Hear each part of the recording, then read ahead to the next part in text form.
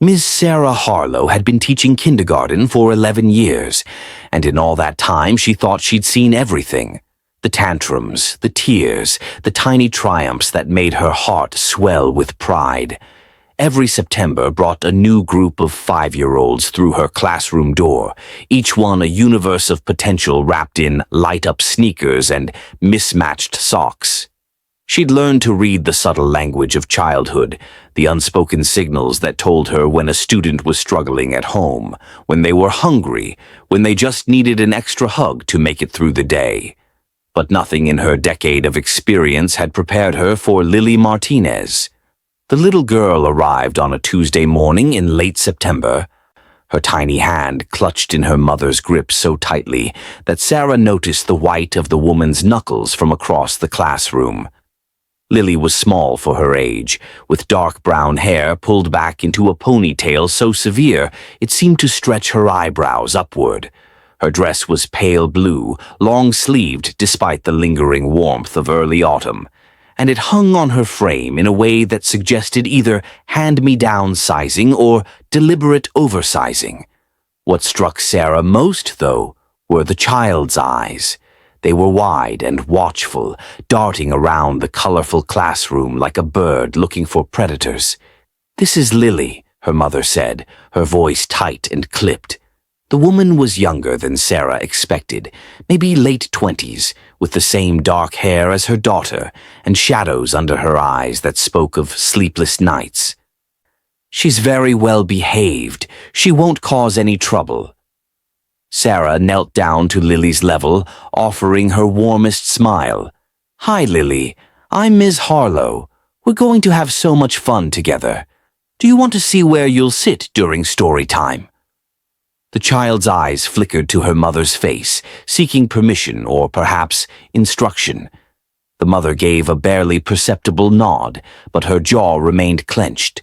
Something about the interaction felt rehearsed, controlled in a way that made Sarah's teacher instincts prickle with unease. "Come on, sweetie," Sarah said gently, extending her hand. "Let me show you around."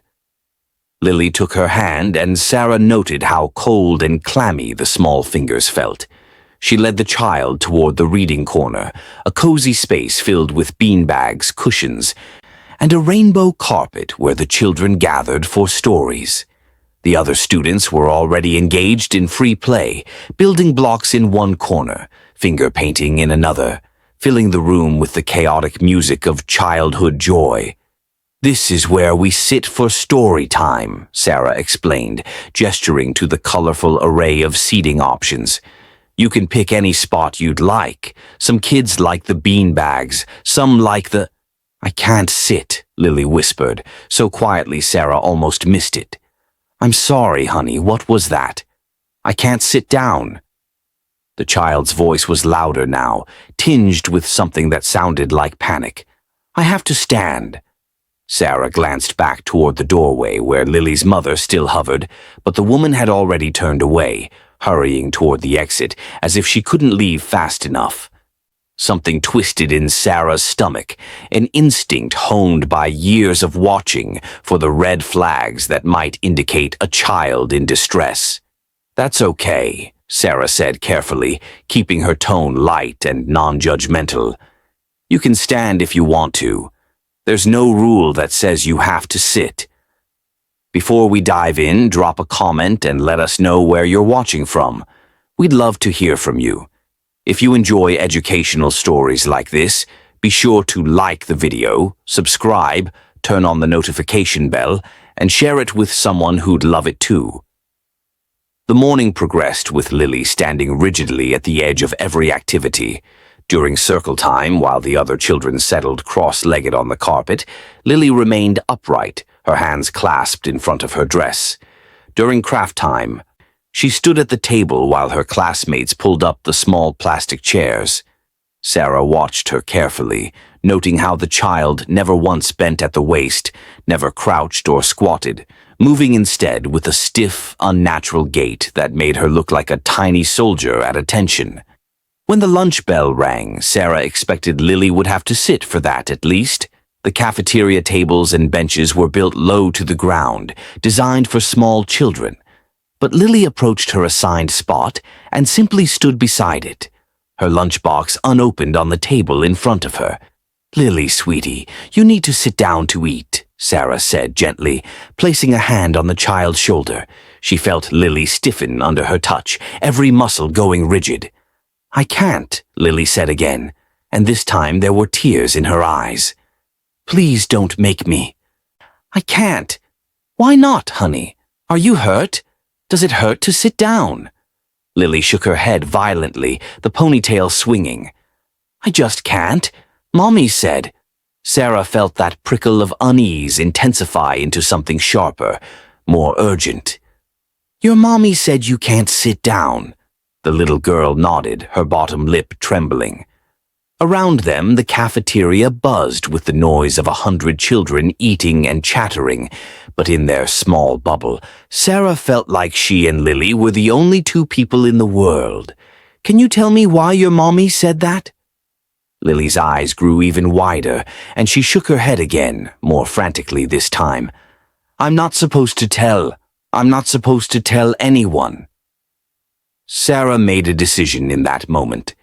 She pulled out her phone and sent a quick text to Principal Andrews. Then she crouched down next to Lily, careful not to crowd her. "Okay, sweetheart. You don't have to tell me anything you don't want to, but I need you to know that you're safe here. Nothing bad is going to happen to you in my classroom. Do you understand?" Lily nodded, but the tears spilled over anyway, tracking silently down her cheeks. The rest of the day passed in a haze of mounting concern. Sarah kept Lily close, watching her with increasing alarm as the child maintained her rigid posture through every activity. When the children had outdoor recess, Lily stood by the fence while others ran and played. When they returned to the classroom for quiet time, the period when students could rest on their mats, Lily stood in the corner, swaying slightly with exhaustion, but refusing to lie down or even lean against the wall. By the time the final bell rang and parents began arriving for pickup, Sarah had documented everything in her daily notes. She waited by the classroom door, hoping to catch Lily's mother for a conversation, but the woman sent someone else instead. A teenage boy, maybe 16 or 17, arrived with a hastily scrawled note giving him permission to pick up Lily Martinez. "Are you her brother?" Sarah asked, reluctant to release Lily to anyone she hadn't met before. "Cousin," the boy said, barely looking up from his phone. "Her mom's at work." Sarah watched them leave, the boy walking several paces ahead while Lily trailed behind, still moving with that strange, stiff gait. The moment they were out of sight, she headed straight for the principal's office. Margaret Andrews had been principal of Meadowbrook Elementary for 15 years, and very little surprised her anymore. But as Sarah laid out everything she'd observed about Lily Martinez, she saw the older woman's expression grow increasingly grave. "You're right to be concerned," Margaret said, tapping her pen against her desk. A 5-year-old child refusing to sit under any circumstances, claiming her mother forbade it, and being visibly distressed about the situation. That's not normal behavior. It's more than that, Sarah insisted. The way she moves, Margaret. It's like she's afraid to bend, and she kept checking behind her all day, like she thought someone was watching her or following her. Did you see any visible signs of injury? Bruising, marks, anything like that? Her clothes cover everything. Long sleeves, dressed down to her knees, even though it's still warm outside. I couldn't see her arms or legs. Margaret nodded slowly. I'm going to make some calls. In the meantime, keep documenting everything you observe. Every refusal to sit, every statement she makes, every interaction with her family. We need to build a clear picture of what's happening. Sarah returned to her empty classroom and sat at her desk, surrounded by the cheerful chaos of children's artwork and alphabet posters. She pulled out Lily's enrollment file, looking for any information that might provide context. The address was in one of the older neighborhoods on the edge of town, an area known more for its rundown apartments than its family homes. The emergency contact list was sparse, just Lily's mother, Carmen Martinez, and a single phone number. No father listed. No other relatives except the cousin who'd picked her up. That night, Sarah couldn't sleep. She kept seeing Lily's face, those wide, frightened eyes, the trembling lip, the desperate whisper. "I can't sit," Mommy said. What kind of mother would tell her 5-year-old daughter she wasn't allowed to sit down? What possible reason could there be? The next morning, Sarah arrived at school early, determined to be ready when Lily walked through the door. She'd spent half the night researching, trying to find any medical condition that might explain the behavior. Hip dysplasia, but that would cause pain, and Lily hadn't mentioned pain. Some kind of injury that hadn't healed properly. But again, she'd said it didn't hurt. The more Sarah researched, the more convinced she became that this wasn't medical. This was something else entirely. Lily arrived at the same time as the day before, but this time her mother didn't bring her to the door. The same teenage cousin dropped her off at the entrance, and Lily walked to the classroom alone, her small backpack bouncing against her shoulders, her steps still unnaturally stiff. "Good morning, Lily," Sarah said warmly, greeting her at the door. "I'm so happy to see you today." The little girl managed a small smile, but it didn't reach her eyes. She headed straight for the reading corner, taking up her position standing at the edge of the rainbow carpet. As the other children arrived and the morning routine began, Sarah implemented her plan. Instead of story time on the carpet, she announced they'd be doing story time a different way today. She had the children gather around several tables instead, and she positioned Lily at one where she could stand comfortably without feeling singled out. Small victory, but it meant Lily could participate without the anxiety of being asked to sit. During activity time, Sarah watched Lily like a hawk. The child gravitated toward the art station, where she stood at an easel and painted with surprising skill for her age. Broad strokes of color, a house with flowers, a smiling sun. But even as she painted, Sarah noticed how Lily never leaned forward, never shifted her weight to one leg the way tired children naturally did. She stood perfectly, rigidly straight, as if held up by invisible strings. "That's beautiful, Lily," Sarah said, approaching the easel. "Tell me about your picture." "It's my house," Lily said softly.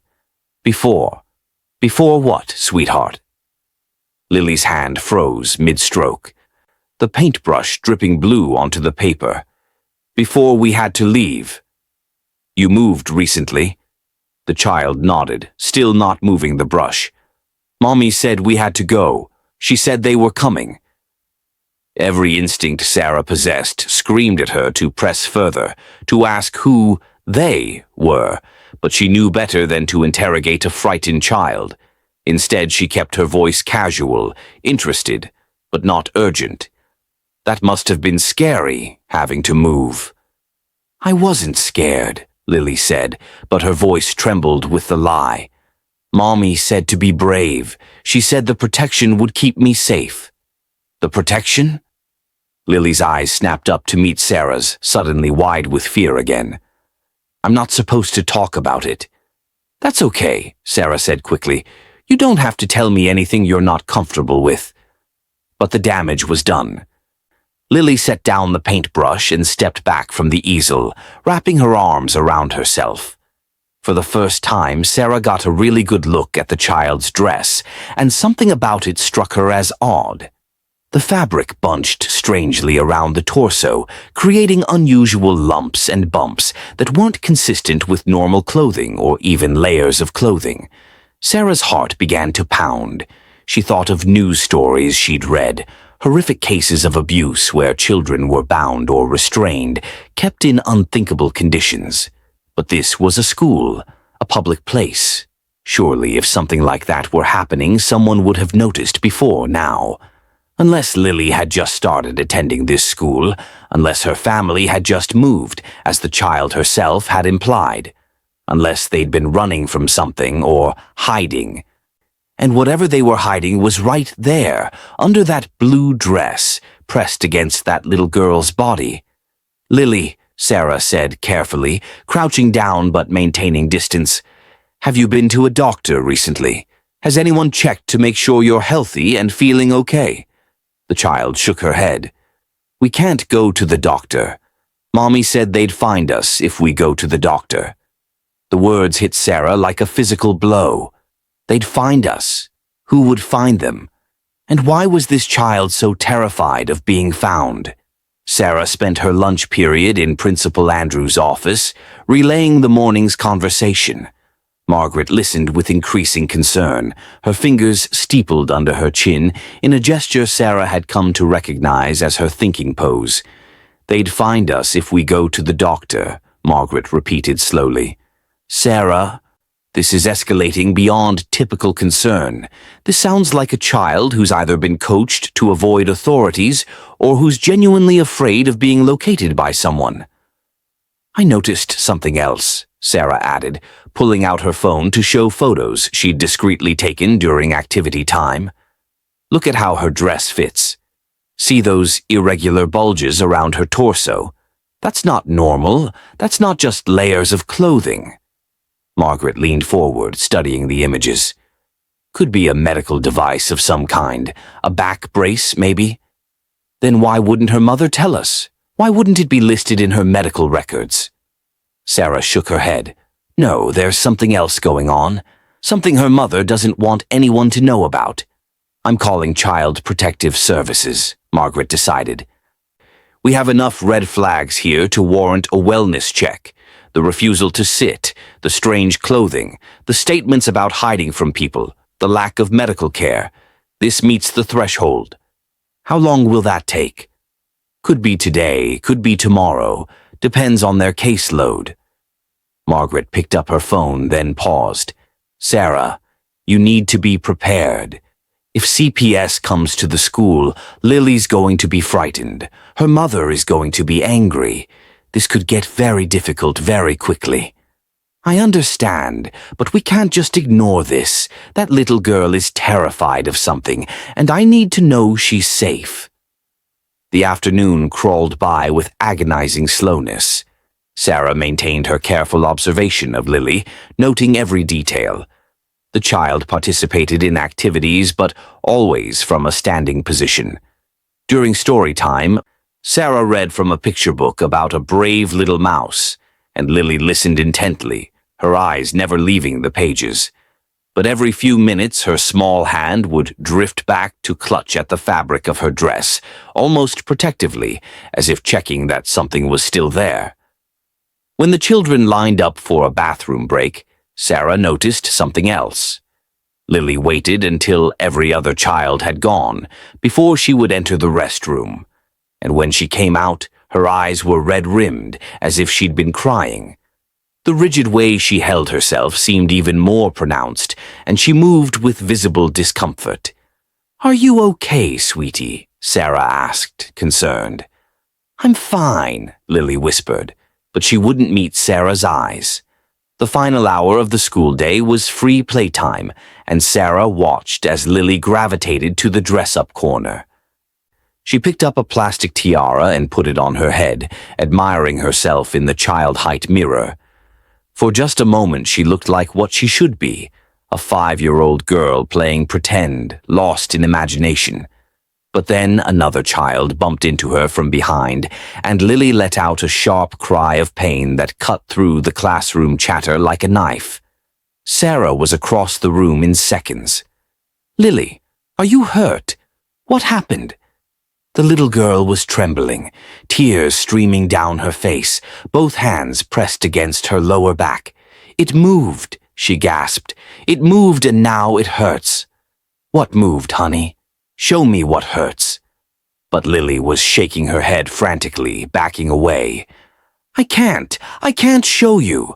Mommy said nobody can see. Nobody can ever see or they'll take me away."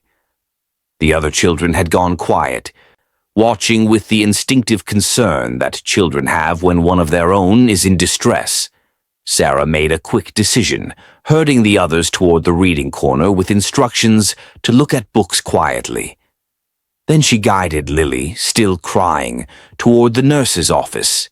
Janice Parry had been the school nurse for 8 years, and she greeted them with immediate professional concern. "What's going on?" "Lily says something moved and now it hurts," Sarah explained. "She won't tell me what or show me where, but she's clearly in pain." Janice knelt in front of Lily, her voice gentle. "Sweetheart, I'm a nurse. My job is to help children feel better. Can you tell me where it hurts?" "My back," Lily sobbed, "and my sides. It's too tight." "What's too tight, honey?" "The protection. Mommy put it on too tight this morning and now it hurts." Sarah and Janice exchanged glances over the child's head. "Lily," Janice said carefully, "is there something wrapped around your body, under your clothes?" The little girl nodded miserably. "Can you tell me what it is?" "I'm not supposed to tell. Mommy said if I tell, they'll find us. They'll take me back, and Mommy will never see me again." "Who will take you back, sweetheart?" Sarah asked, her heart pounding. "The bad people, the people from before.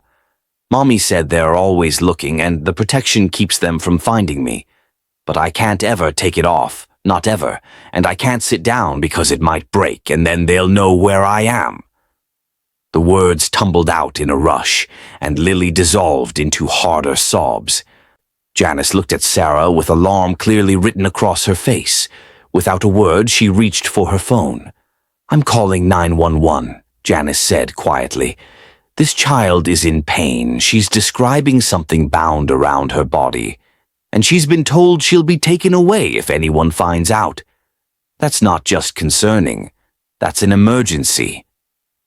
While Janice spoke to the dispatcher, Sarah sat next to Lily, rubbing her back gently. Or trying to. Her hand encountered something hard and unyielding under the fabric of the dress, something that definitely wasn't just clothing. It felt like plastic, or maybe thick fabric wrapped tightly, with hard edges that pressed against her palm. Lily winced at even that gentle touch. "It's going to be okay," Sarah murmured, though she had no idea if that was true. "We're going to help you feel better. I promise." "But Mommy said—" "I know what your mommy said, but right now you're hurt, and when children are hurt, grown-ups have to help them. That's our job. That's what we're supposed to do." Principal Andrews arrived within minutes, her expression grave. Behind her came 2 police officers, a man and a woman in uniform, their radios crackling with static. Lily took one look at them and tried to bolt, but Sarah caught her gently, holding her close. "It's okay. It's okay," she soothed, even as Lily struggled. "Nobody's going to hurt you. These are police officers. They help people. They're here to help you." "No," Lily screamed, fighting with surprising strength. "No, they'll tell. They'll tell the bad people where I am. Mommy said. Mommy said." The female officer knelt down, keeping her distance, but speaking in a calm, professional voice. "Hi there. My name is Officer Chen. What's your name?" "Lily," Sarah answered when the child couldn't. "Lily Martinez. She's 5 years old and she's in pain. She says there's something wrapped around her body that her mother put there." "Lily," Officer Chen said, "I know you're scared, but we're not going to let anything bad happen to you. Can you tell me about what's under your dress? Is it something that hurts you?" "It's the protection," Lily whimpered, her struggles subsiding into exhausted trembling. "It keeps them from finding me. But it moved and now it hurts so bad." "Who put the protection on you?" "Mommy. She puts it on every morning. She says I can never take it off, not until we're safe again." The male officer, whose nameplate read Torres, spoke into his radio. "We're going to need an ambulance and a CPS worker on scene. Possible case of child restraint or binding. Child is in obvious distress." "No," Lily screamed again. "No ambulance. Mommy said hospitals tell them everything. They'll find me at the hospital." Janice, the nurse, stepped forward. Officers, given the child's level of distress and her statements about not being able to receive medical care, I think we need to do an examination here if possible. If we can see what we're dealing with, we can better assess whether it's safe to move her or whether we need emergency medical intervention right away. Officer Chen nodded. Agreed. Can we use your office? Somewhere private? They moved to a small examination room off the main nurse's office, a space usually reserved for children who needed to lie down when they weren't feeling well. Sarah stayed with Lily, holding her hand while the others filed in. Principal Andrews stood by the door, her face pale.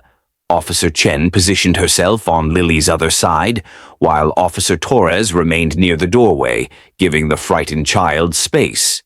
"Lily," Officer Chen said gently, "we need to look at what's under your dress so we can help you feel better. Is that okay?" The little girl shook her head violently. "Mommy said nobody can see. If you see it, they'll know. They'll come and take me."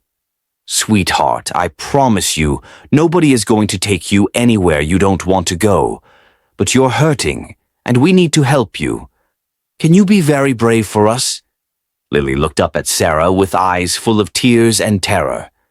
"Will you stay with me?" "I'm not going anywhere," Sarah promised, squeezing her hand. "I'll be right here the whole time." The child took a shuddering breath and nodded. Janice, the nurse, stepped forward. "Lily, I'm going to lift your dress very slowly and gently. If anything hurts, you tell me right away and I'll stop. Okay?" Another small nod. Sarah felt her own hands shaking as Janice grasped the hem of Lily's blue dress. The nurse lifted it slowly, revealing first the child's pale legs, then the bottom edge of what should have been her underwear. But instead of normal children's underwear, there was something else.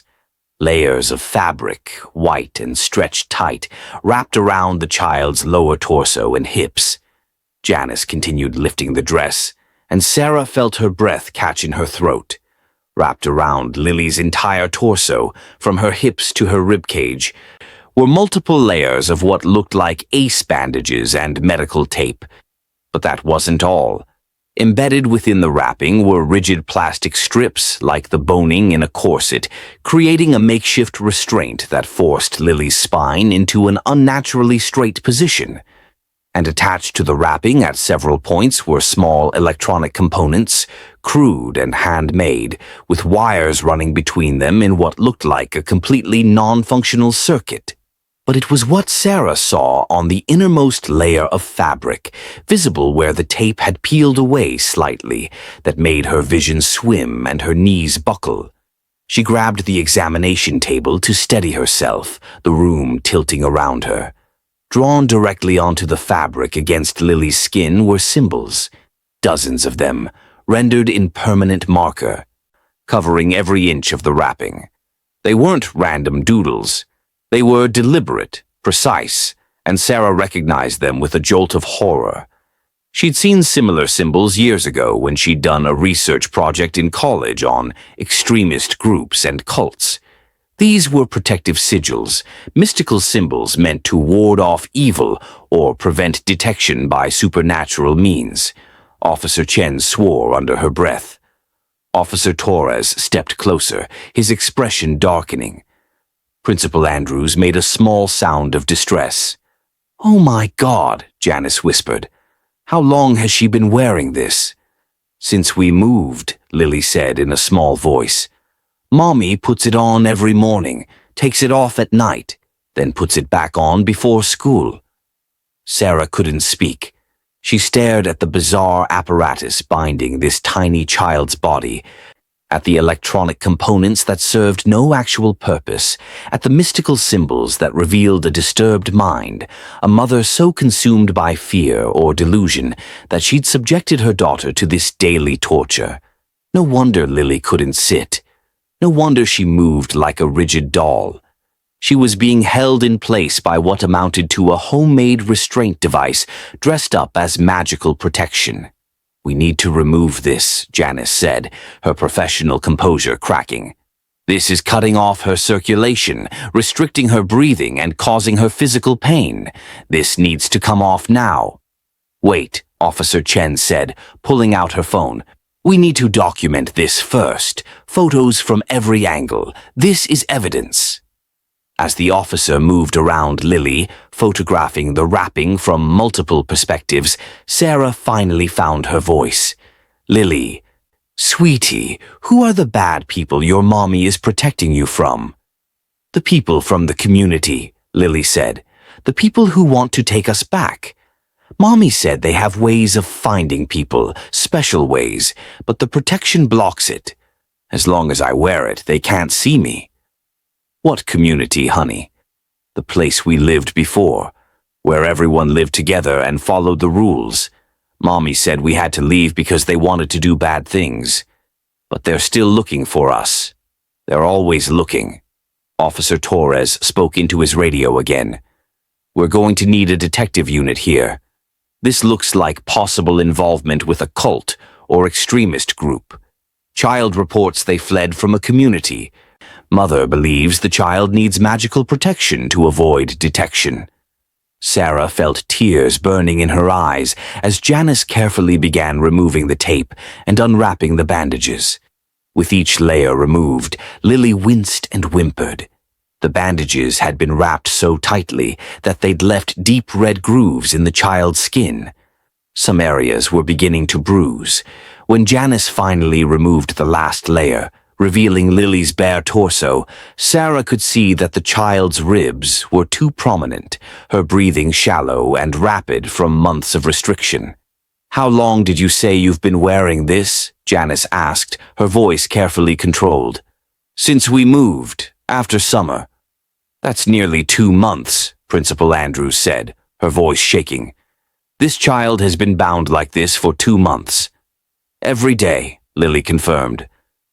"Except at night. Mommy takes it off when I sleep, but she puts it back on first thing every morning. She says I have to wear it until we're safe, until they stop looking."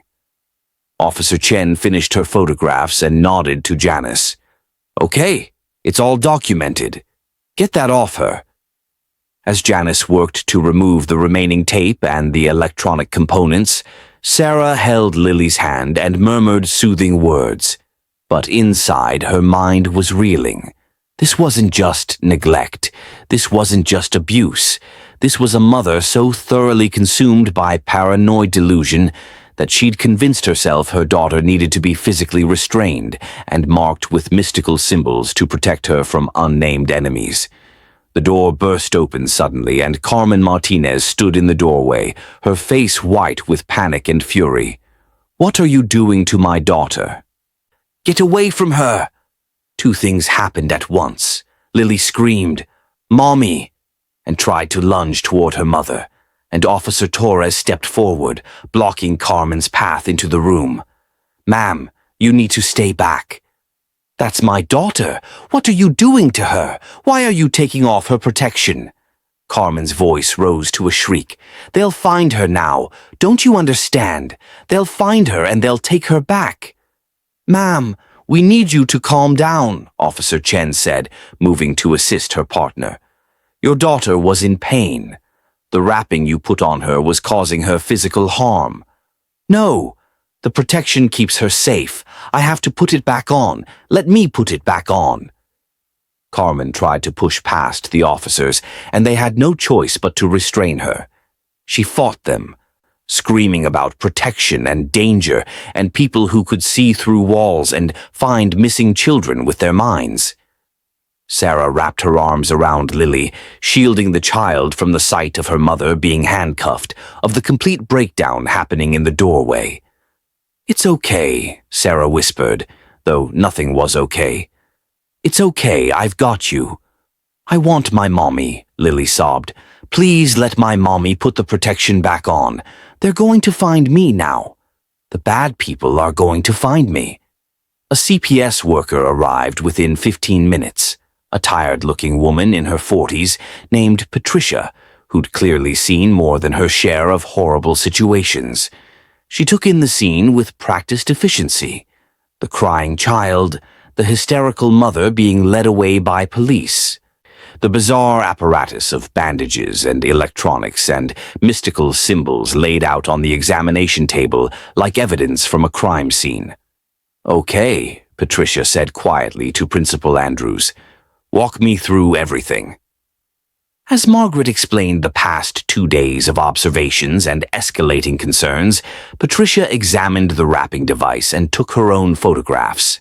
She spoke briefly with Lily, asking gentle questions in a way that suggested she'd interviewed traumatized children many times before. Then she made several phone calls, speaking in low tones while the adults waited tensely. Finally, she turned to the group. "I'm placing Lily in protective custody, effective immediately. She'll be taken to Children's Hospital for a complete medical evaluation, then placed with a foster family while we investigate. Mrs. Martinez will be evaluated for mental health issues. Based on what I'm seeing here, this appears to be a case of delusional disorder causing harm to a child." "What about the community she mentioned?" Officer Torres asked. "The group they ran from?" "I'll be coordinating with the detective unit to track that down. If there's an actual organization involved, we need to know about it. But right now, my priority is this child's safety and well-being." Sarah knelt down one more time in front of Lily. "Sweetheart, you're going to go with Ms. Patricia now. She's going to take you to a hospital where doctors will make sure you're okay. Then you're going to stay with a very nice family for a little while." "I don't want to go," Lily whimpered. "I want my mommy. I want the protection back on." "I know you do. But honey, the protection was hurting you. It was making it so you couldn't sit or play or move like other kids. You're going to feel so much better without it, I promise. But they'll find me." Sarah took both of Lily's small hands in hers. "Listen to me very carefully. The people your mommy is afraid of, they can't actually find you. What she told you about them being able to see you or sense where you are, that's not real. People can't do that. The only thing the protection was doing was hurting you." "But mommy said—" "I know what your mommy said, and I know your mommy loves you very much, but sometimes, when grown-ups are very scared, they believe things that aren't true. Your mommy was scared and she thought she was keeping you safe, but what she was doing was actually hurting you instead." Lily looked at Sarah with those wide, frightened eyes, and Sarah saw the exact moment when doubt crept in, when the child began to question what she'd been told. The hospital examination revealed what Sarah had feared. 2 months of daily binding had caused minor compression damage to Lily's ribs, some muscle atrophy from restricted movement, and developmental concerns from the inability to engage in normal physical activity. The pediatric specialist, Dr. Michelle Wong, emerged from the examination room with a grim expression that spoke volumes. "Physically, she'll recover," Dr. Wong explained to Patricia, the CPS worker, Officer Chen, and Sarah, who'd insisted on staying with Lily throughout the entire ordeal. "The damage isn't permanent, thank God, but psychologically, this child has been subjected to systematic fear conditioning. Her mother has convinced her that invisible enemies are hunting her, that she needs magical protection to survive, and that the world outside their home is fundamentally dangerous. That kind of paranoid thinking, especially when enforced on a young child, can have lasting effects." Sarah stood outside the hospital room, watching through the window as Lily lay in the bed, finally free of the wrapping, but looking small and lost in the hospital gown. A child life specialist sat with her, reading a story, trying to create some sense of normalcy. But Lily's eyes kept darting to the window, to the door, as if she still expected the bad people to burst through at any moment. "What happens now?" Sarah asked. Patricia consulted her tablet. "Emergency hearing is scheduled for tomorrow morning, based on what we've documented. There's no question Lily can't go back to her mother right now. Mrs. Martinez is undergoing psychiatric evaluation at the county facility. Initial reports suggest possible paranoid delusional disorder, maybe related to past trauma. What about the community? Officer Chen pressed. The group the mother says they escaped from. Detective Unit is investigating, Patricia replied. They've already found some concerning information. Apparently, Carmen Martinez and her daughter did live in a rural compound about 4 hours from here until 3 months ago. It was a survivalist group with some cult-like characteristics. We're trying to determine if there were legitimate threats or if Mrs. Martinez's paranoia predated their involvement with the group. Sarah felt exhausted, emotionally drained in a way she hadn't experienced since her first year teaching, when she discovered one of her students was being neglected. But that case had been straightforward compared to this. This was layers upon layers of trauma, delusion, and misguided maternal instinct gone horribly wrong. "Can I see her?" Sarah asked, "just to say goodbye?" Patricia nodded. 10 minutes. We'll be transferring her to the foster placement within the hour. Sarah entered the hospital room quietly. Lily looked up from the book the child life specialist was reading, and her face crumpled. "Ms. Harlow." "Hi, sweetheart." Sarah sat on the edge of the bed, and for the first time since they'd met, Lily threw herself into Sarah's arms without that characteristic stiffness. Without the binding, she could move freely, could bend and curl her body the way 5-year-olds were meant to. But the freedom seemed to frighten her as much as comfort her. "I can feel everything moving inside," Lily whispered. "It feels weird." "That's because your body is learning how to move normally again," Sarah explained gently. "It's going to feel strange for a little while, but I promise it will get better. You'll be able to run and play and sit on swings and do all the things other kids do." "But what if they find me while I'm moving around? What if they can see me now?" Sarah took a deep breath. This was the crucial moment, the point where she could either reinforce Lily's fears or begin to dismantle them.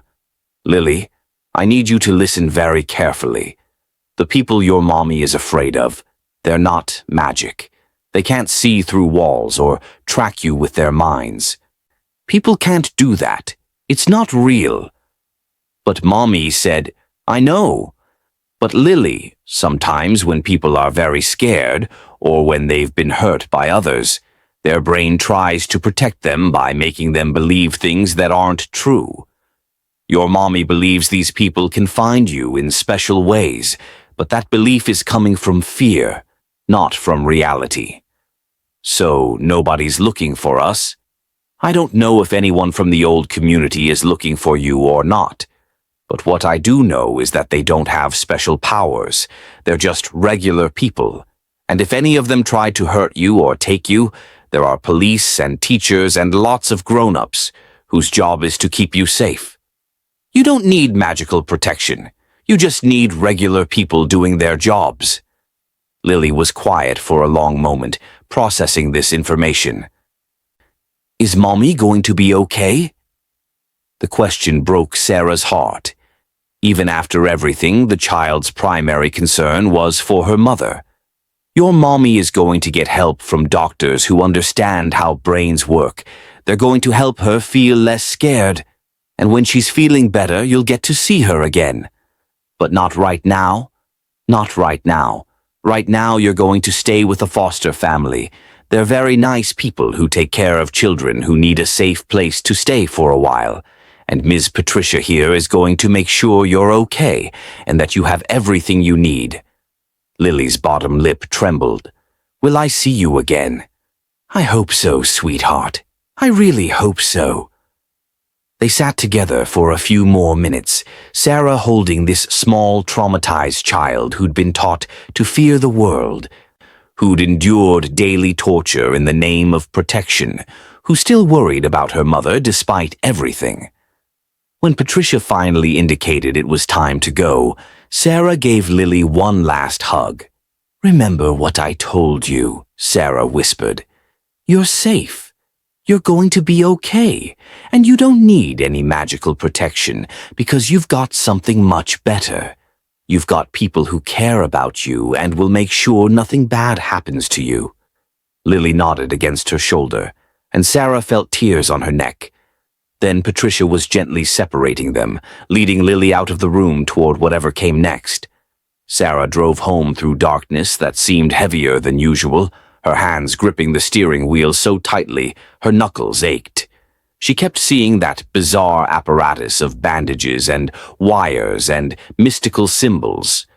Kept hearing Lily's frightened voice saying, "They'll find me." Kept replaying the moment when Carmen Martinez had screamed about protection while being restrained by police officers. The world felt surreal, like she'd stepped into some nightmare version of her normal life. At home, she poured herself a glass of wine she didn't drink and sat on her couch staring at nothing. Her phone buzzed repeatedly, text messages from Principal Andrews checking on her, an email from the district's crisis counselor offering support, a voicemail from Officer Chen thanking her for her attentiveness and quick action. Sarah ignored them all. She thought about all the children she'd taught over the years, the ones from broken homes, the ones whose parents were deployed overseas, the ones struggling with learning disabilities or social anxiety. She'd always believed that her classroom was a safe haven, a place where children could be children, where they could learn and grow and feel protected from whatever chaos existed outside those walls. But what good was that safe haven if children like Lily were going home to something worse than chaos? What good was reading and arithmetic when a child was being bound like a prisoner every morning? Sleep didn't come easily that night. When it finally did, Sarah dreamed of small children wrapped in endless bandages, their eyes wide with fear, calling for help in voices she couldn't quite hear. The next morning, Sarah arrived at school to find media vans parked outside. Somehow, word had gotten out about the case. "Teacher discovers child bound in mystical protection device," read one headline on a reporter's tablet as Sarah hurried past, ignoring shouted questions. Inside, the school felt different. Teachers huddled in small groups, speaking in hushed tones. Students asked questions their parents had probably spent all evening trying to answer. Principal Andrews called an emergency staff meeting during lunch period. "I know you all have questions about what happened yesterday," Margaret began, her voice steady but tired. "I can't discuss specific details about the student or her family, but I want to address the broader situation. Ms. Harlow noticed concerning behavior, documented it carefully, and followed proper protocols for reporting suspected abuse. Because of her diligence, a child who was suffering is now safe and receiving proper care. That's our job. That's always been our job, to see our students, really see them, and act when something isn't right." The other teachers nodded, but Sarah could feel their eyes on her. She was the one who'd been there, who'd witnessed it firsthand, who'd held that terrified child while her mother screamed about magical enemies. She was the one who'd carry those images forever. After the meeting, her colleague James Chen approached her in the hallway. "How are you holding up?" "I don't know," Sarah admitted.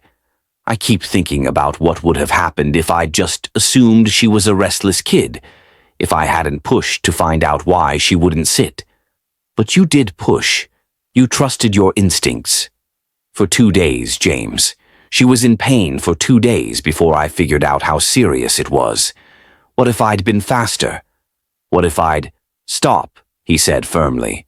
"You can't do that to yourself.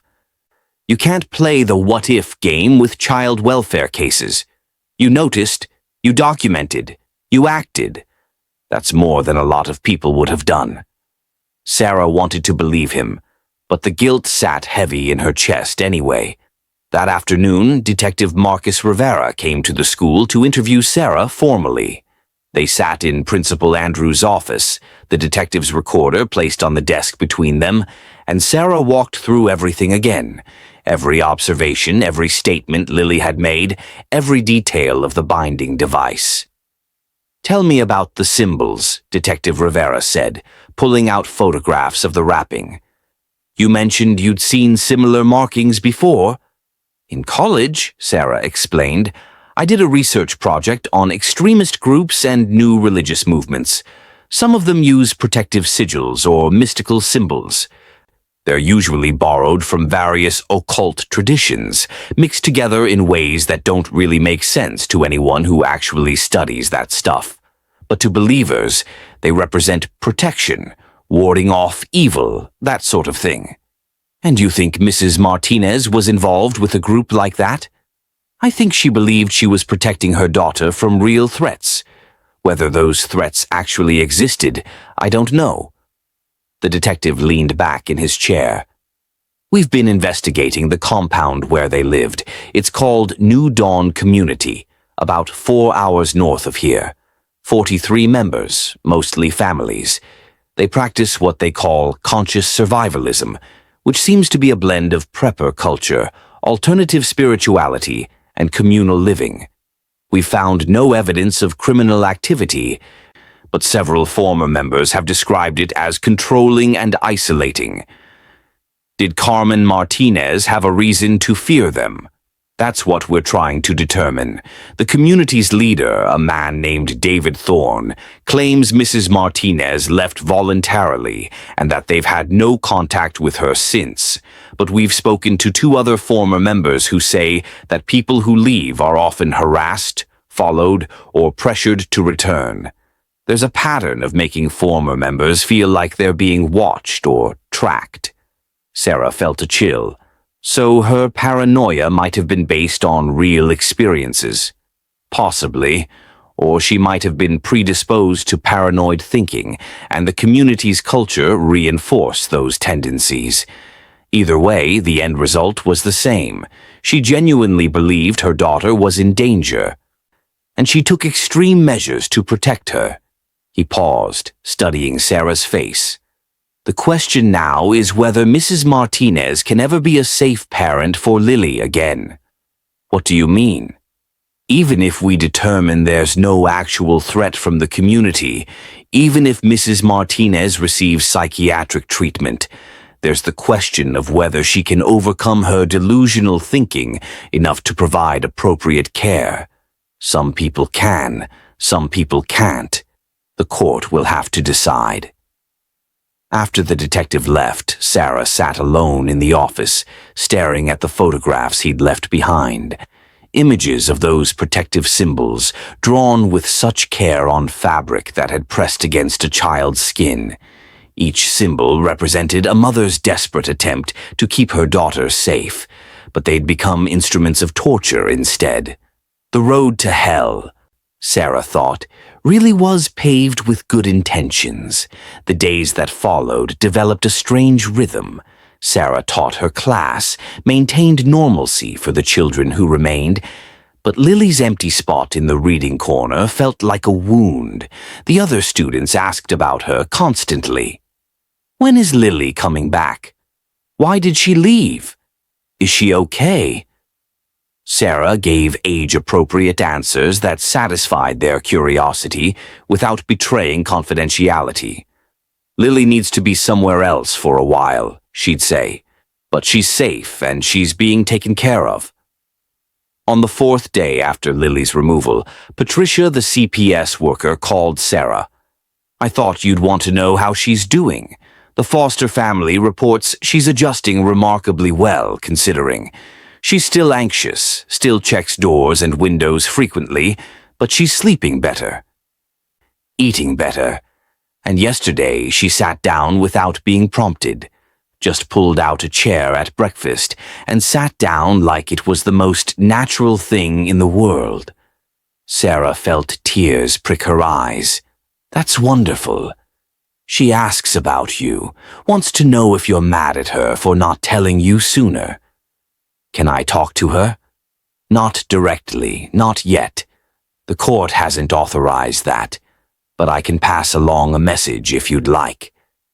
Sarah thought carefully about what Lily needed to hear. Tell her that I'm not mad at all. Tell her that I'm proud of how brave she's been, and that I think about her every day. and tell her that her spot in my reading corner is still there, waiting for her, whenever she's ready to come back. I'll tell her. She'll be glad to hear it." A week after the initial incident, Detective Rivera called with an update. "We've made an arrest. David Thorne, the leader of New Dawn Community. Turns out he was sending people to watch Mrs. Martinez's apartment, trying to intimidate her into returning. One of our surveillance teams caught 2 community members following her to work. Harassment, stalking, criminal intimidation." "So she wasn't paranoid," Sarah said slowly. "They really were watching her." "Yes and no. They were watching her, but only to pressure her to return, not because they had any mystical ability to track her. The magical thinking was her own response to real harassment. She took a genuine threat and processed it through a delusional framework, which led to the extreme protective measures. What happens to the community now? That's complicated. We can charge Thorne and the specific individuals involved in the stalking, but the community itself isn't illegal. The other members can keep living there if they choose, though I suspect quite a few will leave once word gets out about what Thorne was doing." Sarah thanked him for the information and hung up, her mind churning. She thought about Lily's mother, about how a real threat had twisted itself into paranoid delusion, about how Carmen Martinez had genuinely been trying to protect her daughter, had believed with absolute conviction that the mystical wrapping would keep Lily safe.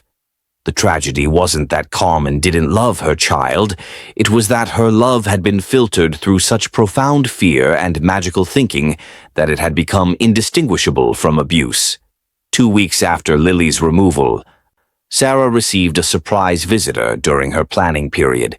Carmen Martinez stood in the doorway of her classroom, looking nothing like the panicked woman who'd been dragged away by police. She was calmer, medicated, probably, her eyes clear but sad. "Miss Harlow, do you have a moment?" Sarah hesitated, then gestured to a chair. Carmen sat, and for the first time, Sarah noticed how young she really was. 28, according to the file, barely older than Sarah herself. "I wanted to apologize," Carmen began, "and to thank you. I know those 2 things seem contradictory, but they're both true. You don't need to. Please, let me say this." Carmen took a shaky breath. "I know what I did to Lily was wrong. The doctors at the hospital have helped me understand that. But Miss Harlow, you have to understand. I really believed she was in danger. After we left the community, I started seeing signs everywhere that they were tracking us. Cars that seemed to follow us, people who looked at us too long in stores, phone calls with no one on the other end. I wasn't making it up. Some of it was real. They really were harassing me." "I know," Sarah said gently. "The detective told me about the arrests. But the protection, the symbols, the wrapping, that wasn't real. That was my brain trying to make sense of the fear. The therapist says I have PTSD from my time in the community, and that combined with anxiety created what they call magical thinking. I convinced myself that if I just wrapped Lily the right way, drew the right symbols, kept her stiff and protected, they wouldn't be able to find her. And I made her believe it too." Tears streamed down Carmen's face now. "I put my baby through hell because I was too scared and too sick to think straight. And you stopped it. You saw what I was doing and you stopped it before it got even worse. So thank you. Thank you for caring enough to look closely. Thank you for saving my daughter from me." Sarah felt her own tears falling. "Are you going to be okay?" "I don't know. I'm in therapy 3 times a week. I'm on medication. The court says if I can demonstrate stable mental health for 6 months, I might get supervised visitation. After a year, maybe she can come home. But Ms. Harlow, I'm not sure I deserve her back. I'm not sure I can trust myself not to hurt her again." "The fact that you're aware of that you're questioning yourself and getting help, that's a good sign," Sarah said. "You weren't trying to hurt her. You were trying to protect her. You were just doing it in a way that your illness convinced you was necessary. That's different from someone who deliberately harms their child." Carmen wiped her eyes. "How is she? They won't let me have contact yet. I just want to know if she's okay." Sarah made a decision in that moment, one that might technically violate protocol but felt right anyway. She's doing better. She's with a good foster family. She's learning to move freely again, learning that the world isn't as dangerous as she was taught to believe, and she still loves you. She asks about you. She worries about you. Fresh tears from Carmen. "She shouldn't worry about me. I'm the adult. I'm supposed to take care of her. She's 5. 5-year-olds love their mothers no matter what. That's not going to change." They sat in silence for a moment, two women on opposite sides of a tragedy, connected by a small girl who deserved better than what life had given her so far. "I should go," Carmen finally said. "My therapist is waiting. I just needed to see you, to say what I needed to say." "Carmen," Sarah called as the woman reached the door. "Keep fighting. Keep getting help. Lily needs her mother, but she needs her mother to be healthy. If you can do that, if you can really get better, then you'll have another chance." Carmen nodded and disappeared down the hallway, leaving Sarah alone with her thoughts once more. That evening, Sarah pulled out a box from her closet, one she'd filled with mementos from her years of teaching. Photos of former students, thank you cards from parents, artwork that had been too special to throw away. She added Lily's painting from that second day, the house with flowers and the smiling sun, the one she'd titled Before. Someday, Sarah hoped, Lily would paint an after picture, one that showed her life as it was now, free from fear and magical thinking, full of possibility. The weekend brought unexpected news. Detective Rivera called to say that the arrests at New Dawn Community had prompted a deeper investigation. 3 more former members had come forward with stories of psychological abuse, financial exploitation, and children being subjected to bizarre protective rituals, similar to what Lily had experienced. The community was falling apart, members fleeing in increasing numbers as the truth about David Thorne's manipulative practices came to light. "Your student might be the case that brings the whole thing down," the detective told Sarah. "Her situation was so extreme, so well documented, that it gave us probable cause to look deeper. We're finding patterns of child endangerment, coercive control, financial fraud. Thorne's looking at serious prison time." Sarah didn't know how to feel about that. Relief that the organization that had traumatized Carmen Martinez was being dismantled. Sadness for the other children who'd been subjected to similar treatment. Anger at the adults who'd allowed it to happen, who'd followed a charismatic leader into increasingly dangerous territory. "Will this help Carmen's case?" Sarah asked. "If it becomes clear that she was also a victim?" "It might. The prosecutor is taking into account that she was psychologically manipulated by the community before she ever put that wrapping on her daughter. But she still made choices that harmed a child. The court has to balance her victimhood against Lily's need for safety." 3 weeks after the initial incident, Sarah was cleaning her classroom after school when Principal Andrews appeared in the doorway with surprising news. "The foster family wants to enroll Lily here, keep her in your class. They live within our district boundaries, and they think consistency would be good for her. Are you comfortable with that?" Sarah's heart leapt. "Yes, absolutely yes. I need to be clear, Sarah. You'll be her teacher, not her therapist or her caseworker. She'll have professionals handling the trauma recovery. Your job is to treat her like any other student." "I understand. And there's another thing. The foster family is the Reynolds, Mark and Janet Reynolds." Sarah knew that name. The Reynolds had been fostering children for 15 years, had raised a dozen kids through the system with remarkable success. If Lily had to be anywhere other than with a healthy version of her own mother, the Reynolds were probably the best option possible. Monday morning arrived with butterflies dancing in Sarah's stomach. She arranged the reading corner carefully, making sure Lily's favorite picture books were displayed prominently. She prepared a special welcome back activity, nothing that would single Lily out, but something that would help her feel included. And then at 8:15, Lily walked through the classroom door.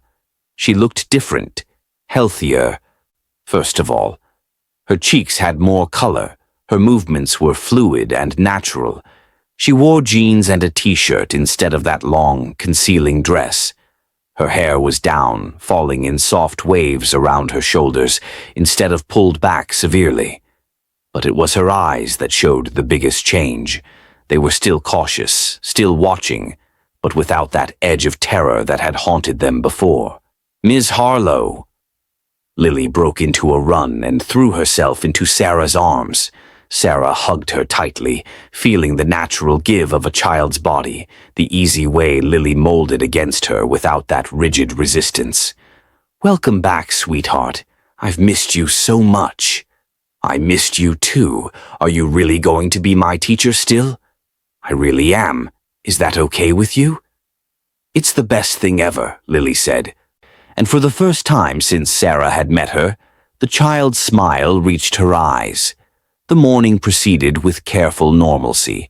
The other children welcomed Lily back with the casual acceptance of 5-year-olds who didn't fully understand where she'd been, but were glad she was back. During story time, Sarah watched as Lily settled onto a beanbag chair without hesitation, curling into it comfortably, her body relaxed. At lunch, Lily sat at the table with her classmates, swinging her legs and chattering about the new cat her foster family had. No rigid standing, no fear of sitting, no checking over her shoulder for invisible enemies. Just a little girl being a little girl. But Sarah noticed the small signs that remained. The way Lily touched her sides occasionally, as if checking that nothing was wrapped around her.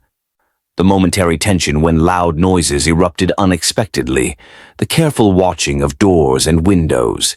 The trauma hadn't vanished. It would probably take years to fully heal. But Lily was on the path now, surrounded by people who saw her clearly and wanted to help. During afternoon recess, Sarah stood at the fence watching her students play. Lily was on the swings, pumping her legs to go higher, laughing as the wind whipped through her hair. Janet Reynolds, the foster mother, had come for a quick check-in meeting, and she stood beside Sarah observing the same scene. "She's doing remarkably well," Janet said. "Her therapist says she's one of the most resilient children she's worked with. The fact that the trauma was relatively recent, that she had a foundation of normal development before the community involvement, that makes a difference." "How is she at home?" "She still has nightmares, still checks the locks on doors and windows before bed, still sometimes asks if the bad people can find her. But she's learning. Yesterday, she told me she thinks maybe her mom was wrong about the magic parts, that maybe the protection wasn't real." Janet smiled.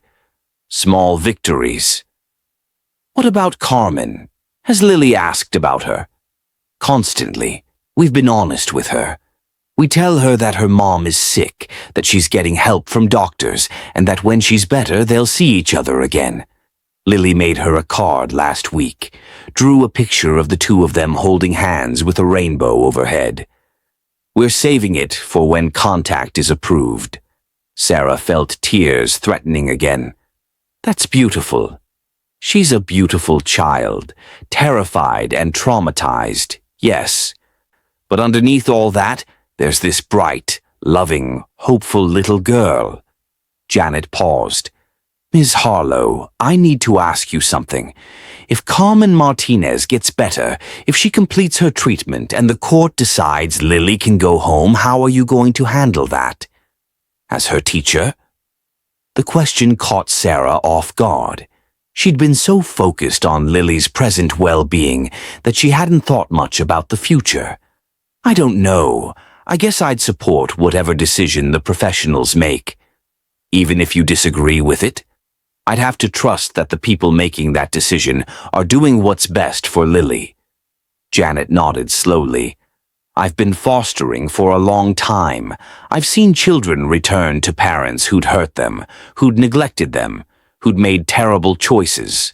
Sometimes it works out beautifully. The parent gets help, changes their life, becomes the parent the child needs. Sometimes it's a disaster, and the child ends up back in the system, even more traumatized than before. The hard truth is that we can't always predict which way it will go. Are you saying you don't think Lily should go back to her mother? I'm saying that whatever happens, it's going to be complicated and imperfect and hard, and Lily's going to need consistent support from people who care about her, people like you. They watched in comfortable silence as Lily jumped off the swing mid-arc, landing in a crouch and popping up with her arms raised triumphantly. Another child cheered for her. Normal playground behavior, the kind of thing Sarah saw 100 times a day with her other students. But for Lily, it was a miracle. The ability to move freely, to take physical risks, to inhabit her body without fear. The weeks turned into months, and Lily's healing progressed in fits and starts. Some days were great. She'd participate fully in all activities, laugh with her classmates, seem like any other kindergartner. Other days, the trauma would resurface. She'd become withdrawn and anxious, standing instead of sitting again, watching the classroom door as if expecting danger. On those days, Sarah would quietly adjust her approach, giving Lily space while remaining available, never pushing but always present. The breakthrough came in late November, during a class discussion about families. Sarah had been hesitant to do the unit, worried about how Lily might react, but the curriculum required it. She modified the lesson to be inclusive of all family structures: traditional families, single parents, foster families, adoptive families, families with 2 moms or 2 dads, families with grandparents as primary caregivers. When it was Lily's turn to share, she stood in front of the class holding a paper she'd drawn at home. On it were 3 figures, a small girl in the middle, a woman on one side, a couple on the other. "This is me," Lily said, pointing to the middle figure. "This is my first mom. She's sick right now, but she's getting better. And these are my family now, Mr. and Mrs. Reynolds. They take care of me until my mom can take care of me again." "That's wonderful, Lily," Sarah said. "You have people who love you in different ways." "My first mom loved me so much she tried to protect me, but she didn't know the right way to do it," Lily continued, her voice growing stronger. "She thought magic could keep me safe, but Miss Harlow taught me that magic isn't real. People keep you safe. Real people doing real things." Sarah felt her throat tighten. Around the classroom, other 5-year-olds nodded sagely, accepting this explanation with the straightforward logic of childhood. To them, it made perfect sense. Magic wasn't real. People kept you safe. Simple. After class, Sarah pulled Lily aside. "That was very brave, what you shared today." "Mrs. Reynolds helped me practice," Lily admitted. "She said it's okay to tell people that my mom made a mistake, that it doesn't mean she doesn't love me." "Mrs. Reynolds is right. Your mom loves you very much. She just needed help learning how to show that love in healthy ways." "Do you think I'll ever get to live with her again?" Sarah chose her words carefully. "I think that depends on how well your mom does with her treatment. But whatever happens, you're going to be okay. You have the Reynolds, you have your therapist, you have me, you have lots of people who care about you." "I know," Lily said simply. "I'm not scared anymore. Not like I used to be." In December, Sarah received notification that Carmen Martinez had requested permission to send a letter to Lily through the foster family. The court had approved it after reviewing the contents. Janet Reynolds brought it to school, wanting Sarah's input on whether Lily was ready to receive it. "The therapist thinks it might be helpful," Janet explained. "A chance for Lily to maintain connection with her mother while also maintaining appropriate boundaries.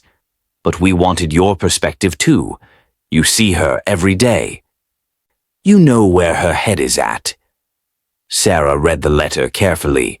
It was short, written in careful script on lined paper. "Dear Lily, I think about you every single day. I hope you are happy and safe with the Reynolds family. I hope you are learning lots of things at school and making friends. I want you to know that I am working very hard to get better. I see doctors who help me understand why I was so scared before. They are teaching me that the world is not as dangerous as I thought it was, and that the best way to protect you is to be healthy and strong in my mind. I made mistakes, Lily. Big mistakes. I hurt you when I was trying to help you, and I am so sorry. I hope someday you can forgive me. Miss Reynolds tells me you made me a card. I would love to see it when the court says it's okay. Until then, know that I love you bigger than the sky, deeper than the ocean, and stronger than anything in the whole world. Love, Mommy." Sarah handed the letter back to Janet. She should see it. It's age-appropriate. It's honest without being overwhelming, and it reinforces what Lily already knows. Her mother loves her and is working to get better. That afternoon, Janet read the letter to Lily in the reading corner after school, with Sarah present as support. Lily listened quietly, her small face serious. When Janet finished, Lily was quiet for a long moment. "Can I write her back?" Lily finally asked. "Yes, honey," Janet said. "We can write her a letter together at home, and the court will make sure she gets it." "I want to tell her that I forgive her," Lily said, "and that I hope she gets better. And that I miss her." Sarah watched as Janet hugged Lily close, and she had to turn away to wipe her own tears. This child, who'd been subjected to such misguided protection, was capable of such profound compassion. The resilience of children never ceased to amaze her. Christmas break came, and Sarah spent the 2 weeks thinking about her students, particularly Lily. She wondered what the holidays were like for a child in foster care, separated from her mother, trying to find joy in the midst of trauma. Janet Reynolds sent her a photo. Lily on Christmas morning, surrounded by gifts, wearing pajamas with snowflakes, grinning at the camera. The caption read, "She's doing great. Thank you for everything you do." When school resumed in January, Sarah noticed another shift in Lily. The child was more confident, more willing to engage in activities that required vulnerability. During a unit on emotions, Lily volunteered to talk about feeling scared and how she'd learned to manage that fear with help from her therapist. During a sharing time, she talked about missing her mother, but also feeling safe where she was. She was integrating her experiences, making sense of them in the way children do, by talking about them openly and without shame. In February, the court finally approved supervised visitation between Carmen and Lily. The first visit would take place in a neutral location with a social worker present. Janet Reynolds asked Sarah to prepare Lily for the reunion during school hours to help her process the complicated emotions that might arise. "How do you feel about seeing your mom?" Sarah asked Lily during a quiet moment in the reading corner. "Excited," Lily said immediately. Then, more hesitantly, "And scared." "Scared of what?" "That she won't be better. That she'll want to put the protection back on." Lily's voice dropped to a whisper. "That she'll still think the bad people are coming." "Those are very normal worries," Sarah assured her. "But you know what? The court wouldn't let you visit if they didn't think your mom had made good progress. And Mrs. Reynolds and a social worker will be there the whole time. You're safe."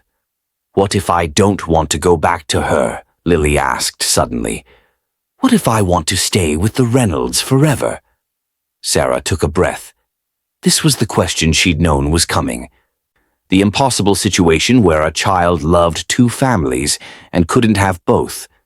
Then you would tell your therapist and the social worker and Mrs. Reynolds how you feel, and all the grown-ups would work together to figure out what's best for you. But Lily, you don't have to make any big decisions right now. This is just a visit. Just a chance to see your mom and talk to her. Nobody's making you choose anything today." Lily nodded, but her small face was troubled. "I love my mom, but I love the Reynolds too, and I don't want to be scared again." "You won't be," Sarah promised.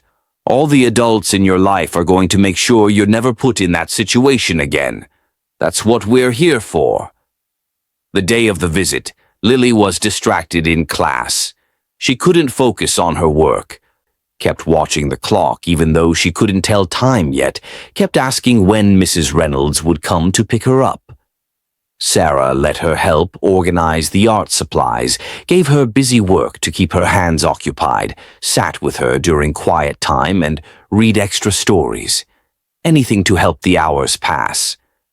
When Janet Reynolds finally arrived at 2:30, Lily ran to her and clung to her legs. "I don't know if I can do this." "You can," Janet said gently.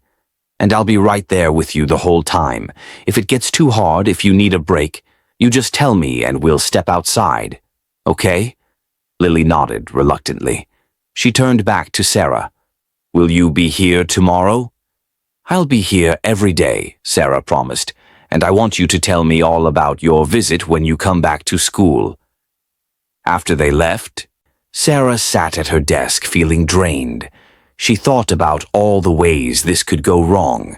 Carmen could be too fragile, could break down, could say something that frightened Lily again. Lily could reject her mother, could refuse to engage, could come away more traumatized. Or the visit could go perfectly, and Lily would want to return home before Carmen was truly ready to be a safe parent. There were so many ways for this to hurt. But there were also ways for it to heal. Carmen could show Lily that she was genuinely better, genuinely working to be the mother her daughter deserved. Lily could express her feelings honestly and be heard. They could begin rebuilding trust, slowly and carefully, with appropriate support and boundaries. Sometimes the system worked. Sometimes families found their way back to each other. Sarah had to believe that was possible. The next morning, Lily arrived at school, subdued, but not distressed. She went through the morning routine quietly, and Sarah gave her space, waiting for the child to be ready to talk. It wasn't until lunch that Lily approached Sarah's table where she sat, supervising the cafeteria. "Miss Harlow, can I tell you about yesterday?" "Of course, sweetie. Come sit with me." Lily climbed onto the bench next to Sarah, swinging her legs in a way that still made Sarah's heart glad. Simple freedom of movement, something every child should take for granted. "My mom looks different," Lily began. "She's not as skinny, and her eyes are different. Less scared, I think." "What did you talk about?" "She asked me about school and the Reynolds, and if I was happy. I told her I was. She started crying. But she said it was happy crying because she was glad I was okay." Lily paused, organizing her thoughts. Then she told me she was sorry. Really sorry. She said what she did with the wrapping was wrong, and that she knows that now and she's never going to do anything like that again. "How did that make you feel?" "Good, I think, because she understands now. She knows the magic wasn't real. She told me she was sick in her head, but she's getting medicine and talking to doctors and learning how to think in healthy ways. That's what she said. Healthy ways." Sarah felt relieved. Carmen was saying the right things, taking responsibility, not making excuses. "Did you have fun together?" "We colored pictures. She drew a garden with flowers, and I drew the Reynolds house with me standing outside. She asked if she could keep it. And I said yes." Lily's voice got smaller. "She said maybe someday I could come back to live with her, but only if the doctors say she's all the way better. She said she wouldn't ask me to come back until she was sure she could take care of me the right way." "That sounds like your mom is being very responsible and thinking about what's best for you. Miss Harlow, is it okay if I want to stay with the Reynolds even if my mom gets all the way better?" The question hung in the air, heavy with implications. Sarah thought carefully about how to answer. Lily, sometimes children in foster care want to stay with their foster families, even when their birth parents get healthy. That's okay. It doesn't mean you don't love your mom. It just means you've built a new family, and you love them too. The social workers and the court will listen to what you want when you're old enough to say it clearly. Nobody's going to force you to do something that feels wrong to you. But it would make my mom sad. Maybe. But Lily, your mom's job is to want what's best for you, even if it's hard for her. And if staying with the Reynolds is what's best for you, then a healthy mom would understand that. Do you think your mom yesterday seemed like she could understand that? Lily considered this seriously.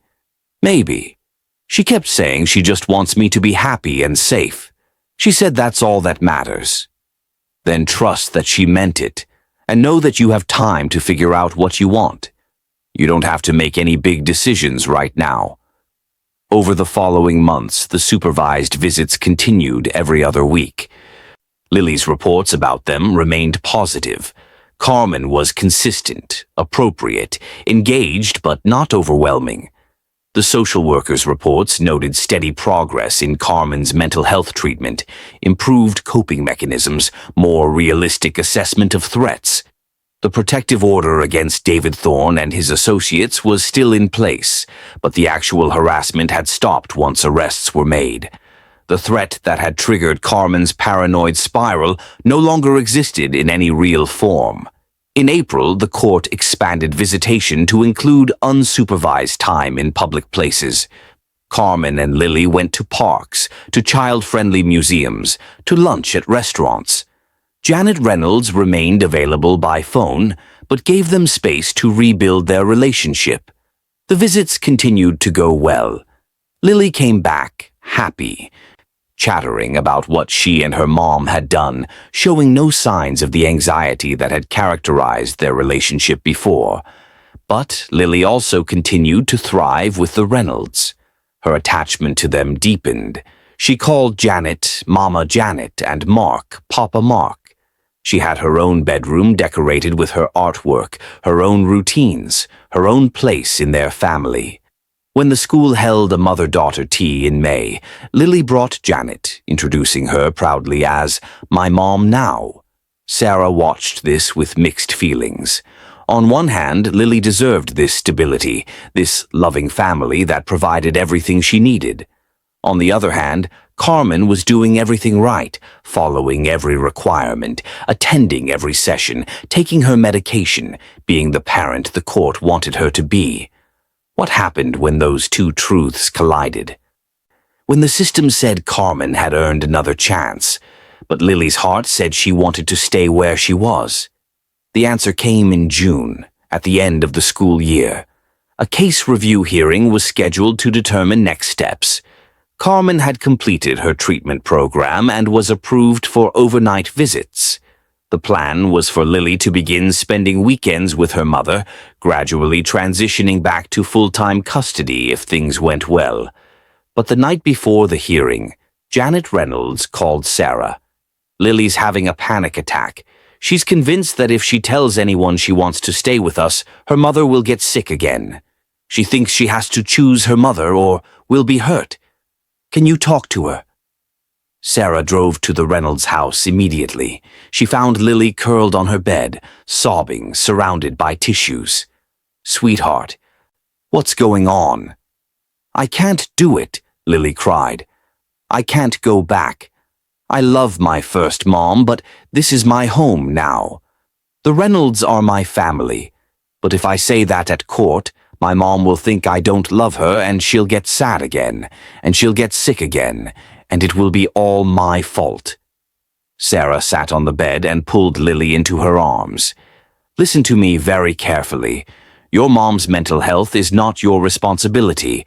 You are 6 years old. 6-year-olds don't have to take care of their parents' feelings. That's not your job. Your job is to be honest about what you need and what you want, and the adults will figure out the rest." "But I'll hurt her." "Maybe. Maybe it will hurt her to hear that you want to stay with the Reynolds. But Lily, hurt doesn't mean harm. Your mom is strong enough now to hear hard things. That's what all her treatment has been preparing her for. And you know what? If she really loves you the way she says she does, she'll want you to be where you're happiest, even if it's not with her. How do you know? Because that's what real love looks like. Real love says, I want you to thrive, even if it's not with me. And from what you've told me about your visits, your mom has been saying and doing things that show real love. She's not pushing you. She's not making it about her. She's thinking about what's best for you. Lily sniffled, her sobs subsiding slightly. What if I want to see her sometimes, but live here? Can I do that?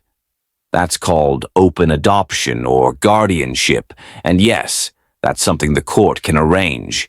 You could stay with the Reynolds as your primary family, but still have a relationship with your mom. See her regularly, stay in touch, keep her in your life. It doesn't have to be all or nothing. Really? Really? The court wants what's best for you. If what's best is staying with the Reynolds while maintaining connection with your mom, they can make that happen. The hearing took place the next day. Sarah attended as a witness, providing testimony about Lily's progress in school and her observations of the child's emotional state. She watched as Carmen sat at her table, hands folded, listening carefully as the social workers and therapists presented their reports. She watched as Janet and Mark Reynolds held hands, clearly anxious about what might happen. And she watched as Lily, wearing her favorite purple dress, stood before the judge when called. Lily, the judge said gently, I understand you have something you want to say. Would you like to tell me how you're feeling about all this? Lily nodded. Her voice was small but steady. I love my first mom very much. She made a mistake, but she's better now. I like visiting her and I want to keep seeing her. But I want to live with the Reynolds. They're my family now. I feel safe with them. I'm happy with them. And I think my mom wants me to be happy more than she wants me to live with her. The courtroom was silent. Sarah saw Carmen's shoulders shake, saw her raise a tissue to her eyes. But when Carmen looked up, she was smiling through her tears. She's right, Carmen said to the judge. I want her to be happy. That's all I've ever wanted, even when I was too sick to show it properly. If she's happy with the Reynolds, then she should stay with the Reynolds. The judge nodded slowly. Mrs. Martinez, that's a very selfless and mature response, and I want to commend you for the enormous progress you've made in your treatment. The reports from your therapist are excellent. You've done the work. You've taken responsibility. You've become the person your daughter needed you to be. But sometimes, even when we do everything right, we don't get the outcome we originally hoped for. That doesn't mean you've failed. It means you've succeeded in a different way.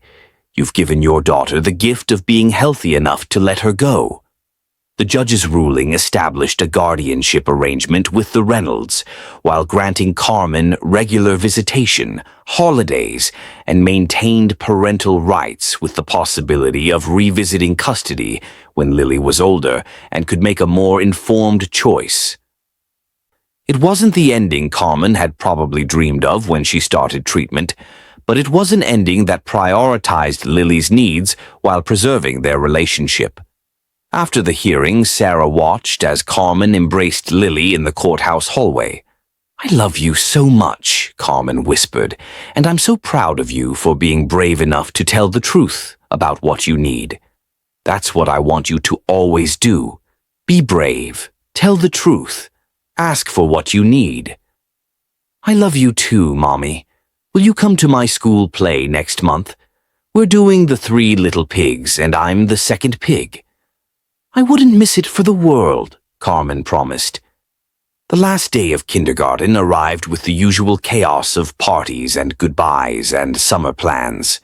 Sarah handed out certificates and hugs, promising to check on her students next year, assuring parents that first grade would be wonderful.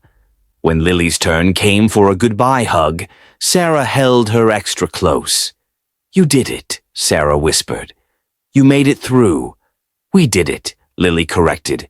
"You helped me. You're the one who saw that something was wrong. You're the one who saved me. You saved yourself, sweetheart. You were brave enough to keep going, brave enough to heal, brave enough to tell the truth about what you needed. That was all you." As Lily skipped out of the classroom holding Janet Reynolds' hand, chattering excitedly about summer camp and swimming lessons and all the normal things 6-year-olds should get to experience, Sarah felt something settle in her chest. Not closure, exactly. This story would continue for years, with ups and downs and complications she couldn't predict. But resolution. A sense that the immediate crisis had passed, that Lily was on a good path, that the system had worked as well as it could given the circumstances. That evening, Sarah sat at her desk in the empty classroom, updating her files for the year. She pulled out Lily's folder, looking at the progression of notes from that first day in September. Child refuses to sit, appears rigid and fearful. Mother states child is not allowed to sit down. She flipped through to the final entry. Thriving in placement with Reynolds family. Healthy relationship with biological mother maintained through regular visits. Significant progress in trauma recovery. Strong academic performance. Socially engaged and confident. From terror to thriving in 9 months, it wasn't enough time to heal completely, but it was enough time to establish a foundation for healing. Enough time for Lily to learn that adults could be trusted to keep her safe, that the world wasn't as dangerous as she'd been taught to believe, that her body belonged to her, and nobody had the right to bind it or restrict it or use it to act out their fears. Sarah added one final note to the file. This child taught me that sometimes the greatest act of love is seeing clearly when everything is telling you to look away. She reminded me why I became a teacher, why I do this work, because every child deserves to be seen, to be safe, to be free. As Sarah locked up her classroom and headed out into the golden evening light, she thought about all the children who passed through her door each year, the ones from happy homes and the ones from difficult situations, the ones who thrived easily and the ones who fought for every inch of progress. She couldn't save all of them. She couldn't fix all the broken systems or heal all the hurting families, but she could pay attention. She could notice when something was wrong. She could ask questions and follow protocols and refuse to look away when every instinct said to get involved. And sometimes when the stars aligned and the system worked and a child was resilient and brave, that attention could change everything. Sarah's phone buzzed with a text message. It was Janet Reynolds, attaching a photo. Lily was in the backyard, sitting cross-legged on the grass, helping Carmen plant flowers in the garden. Both were smiling. The caption read, "Planting hope. Thank you for everything." Sarah smiled and saved the photo to her phone. Then she drove home through the lengthening shadows, thinking about September and a new class of kindergartners who would soon walk through her door. She wondered what stories they would carry, what secrets she might need to uncover, what small acts of attention might alter the trajectory of a life. She thought about Lily's words. "You're the one who saw that something was wrong." That was the job, really. Not just teaching letters and numbers, though that mattered. Not just managing behavior and maintaining order, though that was important. The real job was seeing. Really seeing. Looking beyond the surface to notice when a child was carrying a burden too heavy for small shoulders. Asking the questions nobody else thought to ask. Refusing to accept easy explanations when instinct said something deeper was wrong. If you enjoyed this story and found it meaningful, please take a moment to like this video and subscribe to our channel. Share it with others who might benefit from understanding how small acts of attention can save lives. Drop a comment below and let us know your thoughts. Stories like Lily's happen more often than we'd like to think, and awareness is the first step toward change. Sarah pulled into her driveway and sat in the car for a moment, watching the sun set in brilliant streaks of orange and pink. She thought about Lily standing rigid in the reading corner on that first day, terrified to sit, bound by her mother's delusional attempts at protection. She thought about the bizarre apparatus of bandages and wires and mystical symbols, about Carmen's screams of protection while being restrained by police, about the long road of recovery that stretched ahead for both mother and daughter. And she thought about today, about Lily sitting freely in the grass, planting flowers, choosing to spend time with both of her families, integrating her complicated story into something she could live with. Sometimes there were no perfect endings. Sometimes children didn't get to go home to healthy parents who'd never hurt them. Sometimes the best outcome was messy and complicated and required everyone to compromise and adjust their expectations. But messy and complicated was still infinitely better than a 5-year-old child bound in restraints, convinced that magical protection was the only thing keeping her safe from invisible enemies. Sarah finally got out of the car and headed inside. Tomorrow she'd start preparing for the new school year. New names to learn, new personalities to understand, new stories waiting to unfold. And she'd approach each child with the same careful attention she'd given Lily, because you never knew which one might need someone to see past the surface, to ask the uncomfortable questions, to refuse to look away even when it would be easier to assume everything was fine. That was the gift Lily had given her, really.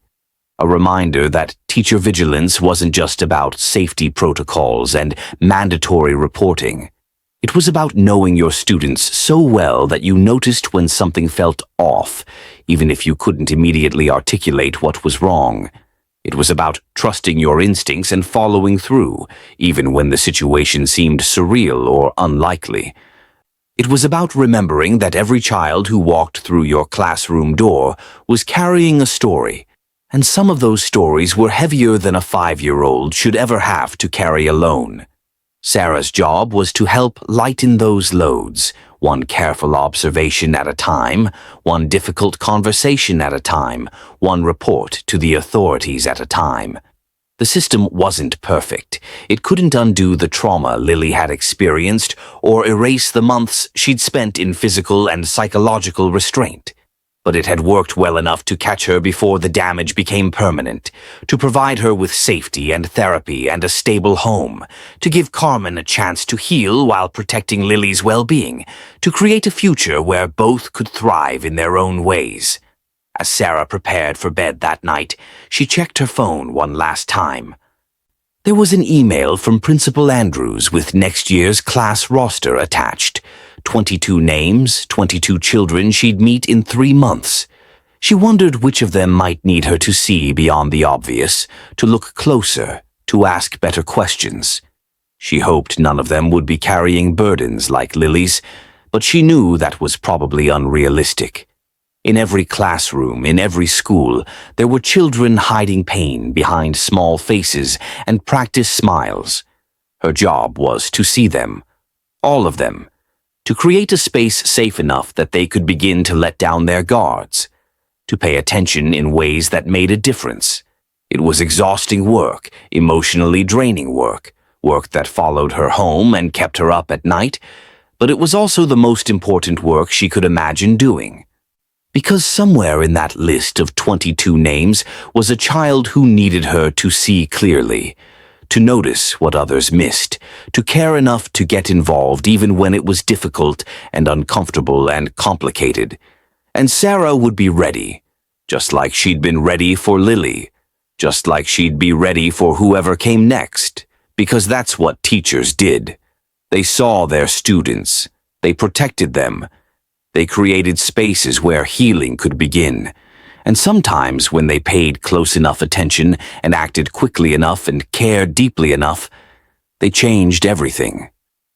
Sarah turned off her light and closed her eyes, already dreaming of September and new beginnings and children who deserve to sit freely, move freely, and live without the weight of someone else's fears pressed against their small bodies.